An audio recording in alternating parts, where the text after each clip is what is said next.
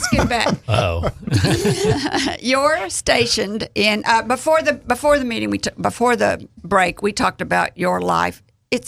And military life.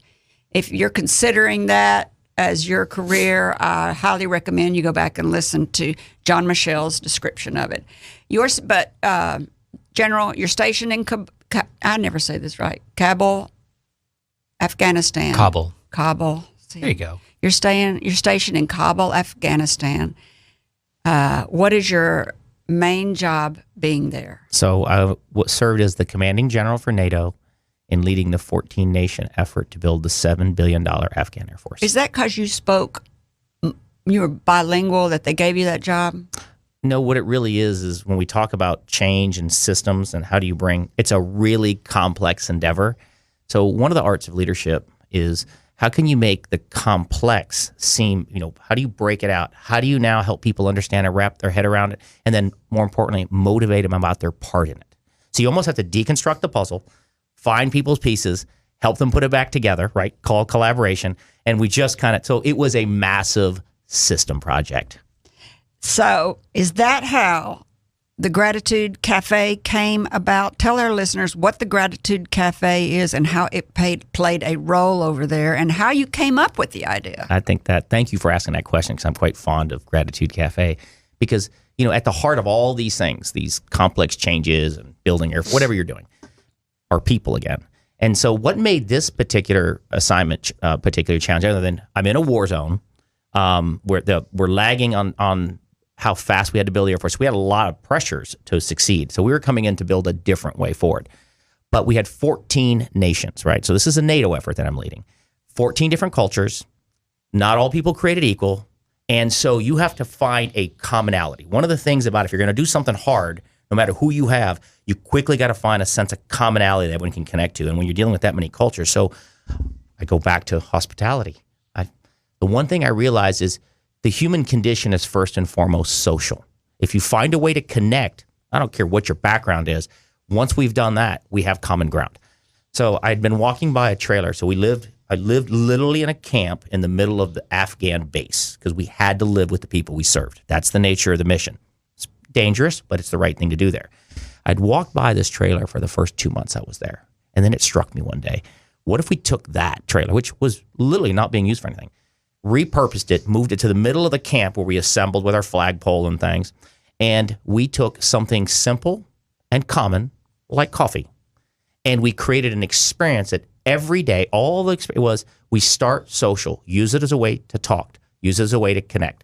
So we redid this trailer. We brought some tables. We bought all the materials we needed to turn into a coffee shop.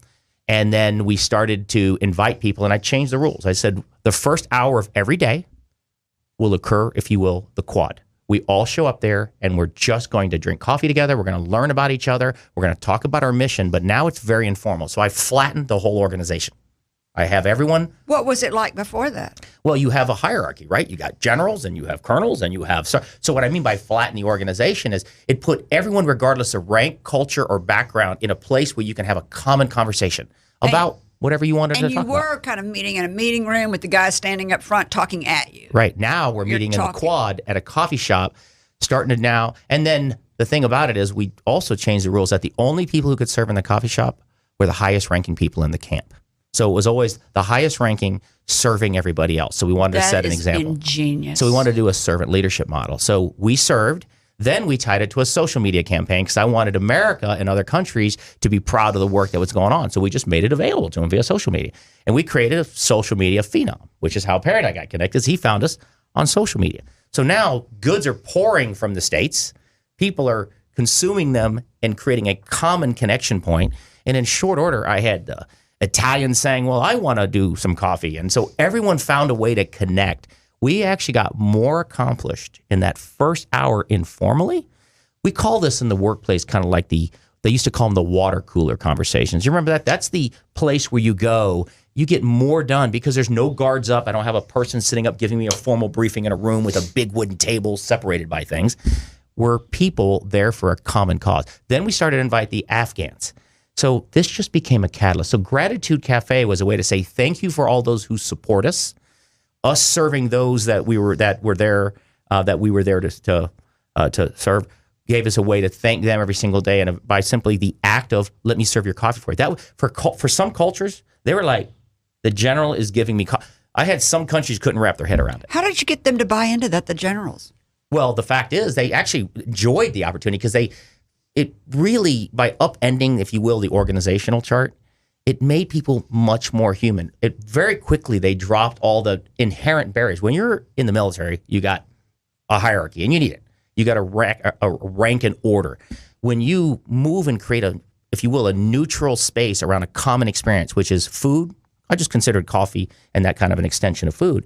You can very quickly just bring people back to be more authentic. And the goal is authenticity. What social media did you use? Oh, we used Twitter. We were very prolific on Twitter, that's how we discovered Facebook. I discovered gratitude on Twitter. We had a huge following because people got a glimpse into the war. Who knew how to do that? Oh, myself and Matt Fred, we had some really good teammates there, and we were quite prolific. And matter of fact, at the time, when I left the military, I was the #1 social media guy in the United States Air Force. As far as I had 700,000 followers, I was like pretty.